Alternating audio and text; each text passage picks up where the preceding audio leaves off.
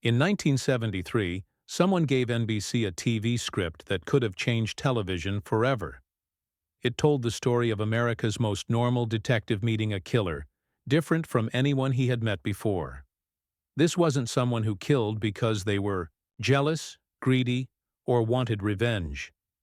This was someone who killed for no reason at all, just pure evil. The TV bosses read it once, got scared, and locked it away. They said it was too scary and that people watching weren't ready for it. But the real reason why this story disappeared for 50 years is way scarier than anyone knew: the beginning of an unusual detective. To understand why this episode was hidden, you have to know where Columbo came from. Back in 1960, Hollywood had a big problem because all the writers went on strike. Two writers who were struggling to make money, Richard Levinson and William Link, really needed to keep working. They found a sneaky way around the strike. Live TV shows weren't part of the strike. In a hurry, they wrote a mystery story for NBC's new live color show called The Chevy Mystery Show. The story was called Enough Rope, and in it, a messy little detective named Lieutenant Columbo showed up for the very first time. At first, this character didn't seem special. An actor named Bert Freed played him on July 31, 1960 in a one-time live TV show. He was quiet, watched everything carefully, and spoke softly. The writers got their idea from a famous book called Crime and Punishment and a detective character named Porfiry Petrovich. Levinson and Link wanted to flip the mystery genre upside down. Instead of asking who did it, they showed the killer right at the beginning. The exciting part was watching this weird little policeman with his strange way of talking and endless questions slowly catch the murderer. The idea worked great. In 1962, they turned the script into a stage play called Prescription, Murder. A famous actor named Thomas Mitchell played Columbo on stage. It was pretty successful, but Mitchell died shortly after, and the character almost disappeared forever. Then in 1968, NBC made Prescription Murder into a TV movie. Several actors were thought about, Lee J. Cobb and even Bing Crosby, but both said no. Finally, the part went to Peter Falk. Falk wasn't the obvious choice at the time. He was young, intense, and didn't look like the typical TV detective. But once the cameras started rolling, it became clear he was perfect. His Columbo was polite, but never gave up, friendly but smart. That first TV movie introduced the famous raincoat that Falk had bought years earlier for $15 during a storm in New York. It became part of the detective's costume. By the time Columbo came back in 1971 as part of NBC's mystery movie series, Falk had made the role unforgettable. But just as Columbo was changing television, a dangerous script started going around Hollywood, one that TV bosses would never let anyone see. The scary script of 1973. By the summer of 1973, Columbo was already a hit. Peter Falk had won his first Emmy Award. The show's format was working well, and the series had become NBC's best mystery show. Viewers watched every week to see a rich, stuck-up killer get caught by a detective who looked like he could barely remember his own grocery list. But then something happened that could have ruined everything. Brian De Palma, a young movie director known for scary movies like Hitchcock Made, had just made waves with a movie called Sisters. He was young, daring, and already caused arguments in Hollywood. Surprisingly, even though he openly hated television, he and a film critic named Jay Cox worked together to write a Columbo script. They even hid Cox's name behind a fake name, Joseph P. Gillis, as a nod to the movie Sunset Boulevard. What they wrote was unlike anything Columbo's producers had ever seen. The script introduced a flashy filmmaker named Quentin Lee, a character based on real writers and artists like Truman Capote. Lee wasn't interested in money, jealousy, or wanting to be famous. He wanted to prove that a perfect crime could be done without any reason. His plan was brutal. Pick a victim randomly, someone he thought was shallow and worthless, and kill them like it was art. Then, to make it even darker, He would film the whole thing and make a documentary about it with Columbo himself, not knowing he was being filmed. The script mixed reality and make-believe. In one creepy detail, 3 students followed Columbo around with cameras, one of them named Spielberg, a wink to the young Steven Spielberg, who had directed one of the show's earliest episodes.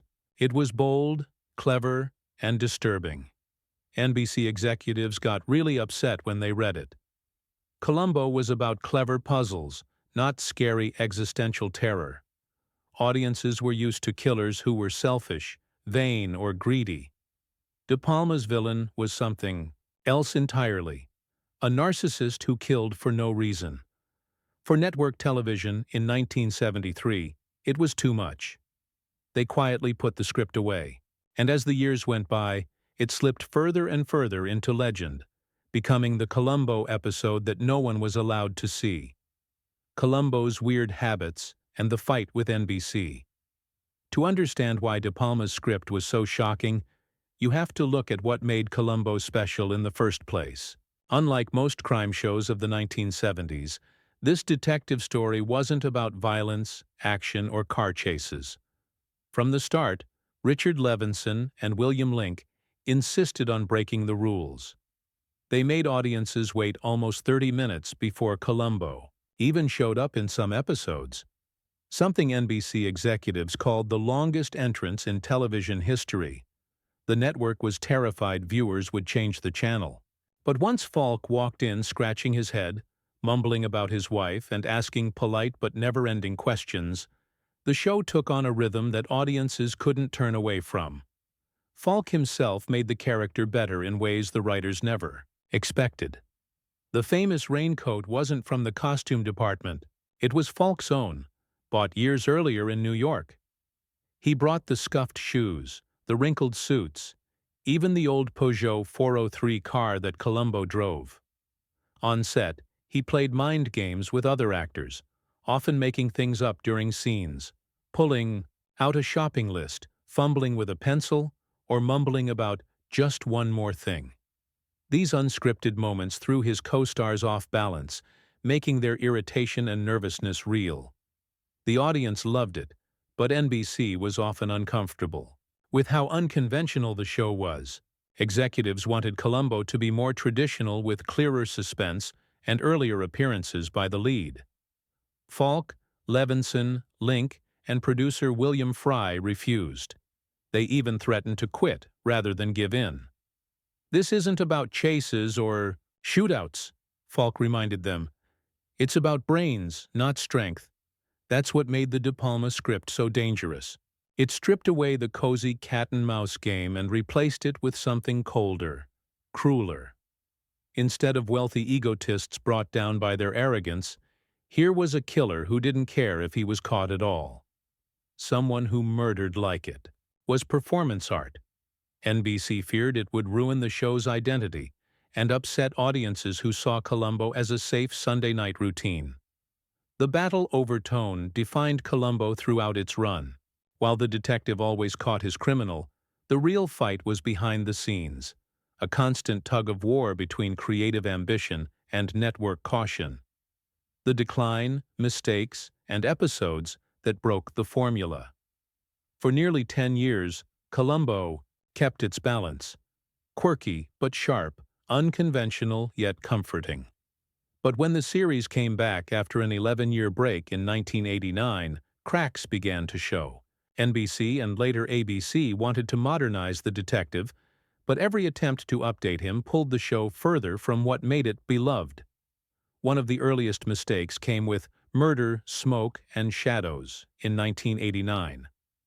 The villain was a flashy young director, an almost cartoonish copy of Steven Spielberg, who set up elaborate traps on his movie set.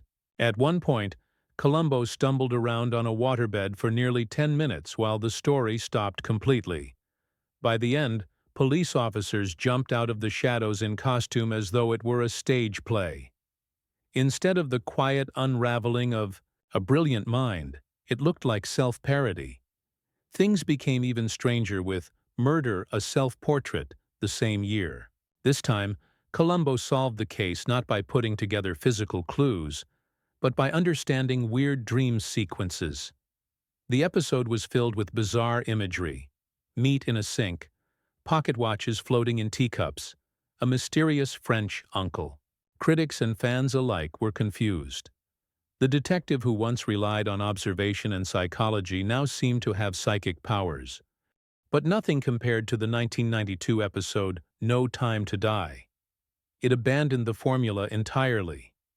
Instead of a murder revealed at the start, the story opened with a kidnapping.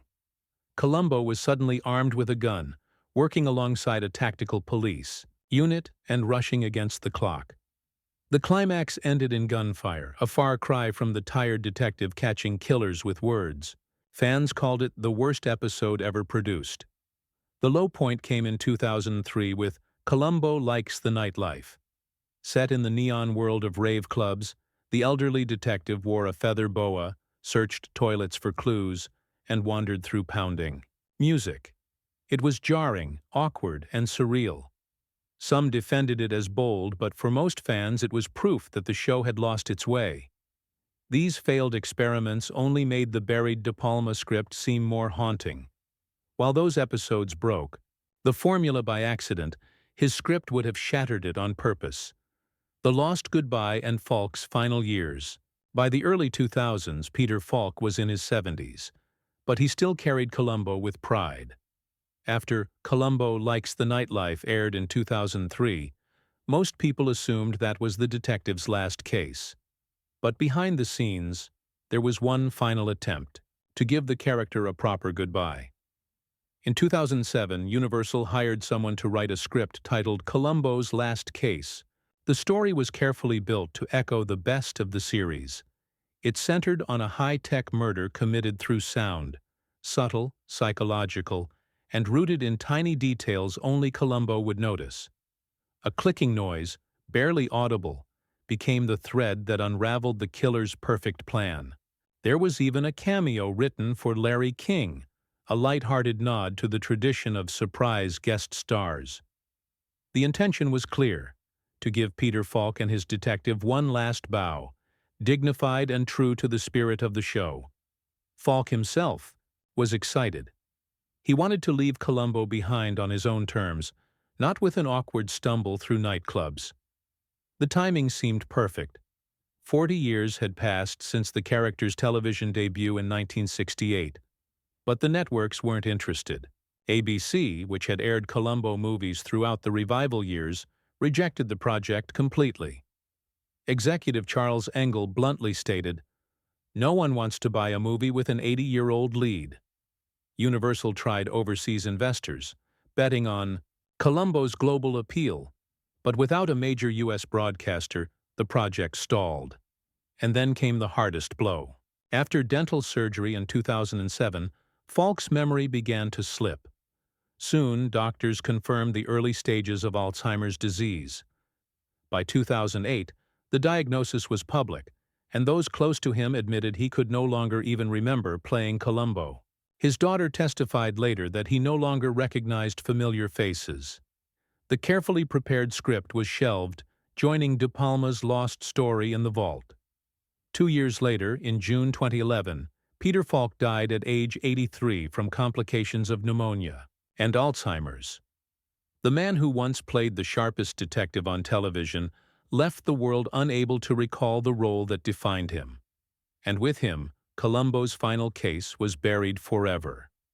Columbo's strange comeback and the buried episodes. Legacy. Decades after its original run, something unexpected happened.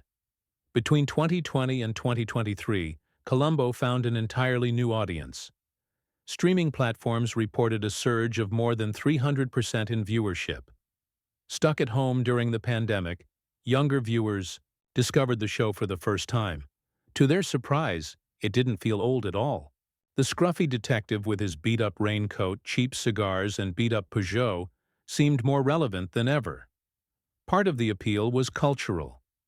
In an age of growing frustration with the wealthy and powerful, Columbo's world struck a chord. Almost every killer was rich, arrogant, and convinced of their own superiority. And every time this unassuming policeman quietly stripped them of their illusions. TikTok and Twitter flooded with clips of Peter Falk's gentle persistence. Memes turned him into a miniature cop solving tiny mysteries, or imagined him questioning. Internet posts. A whole new generation fell in love with his quirks. The never-seen wife, the dog that looked permanently tired, and the famous line, "Just one more thing." And yet the shadow of the buried episode loomed. Fans learned about the De Palma script that NBC had rejected back in 1973. A story that dared to show Columbo facing something far darker than greed or jealousy.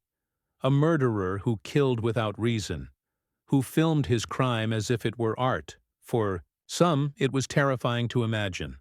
For others, it was the great what if of television history.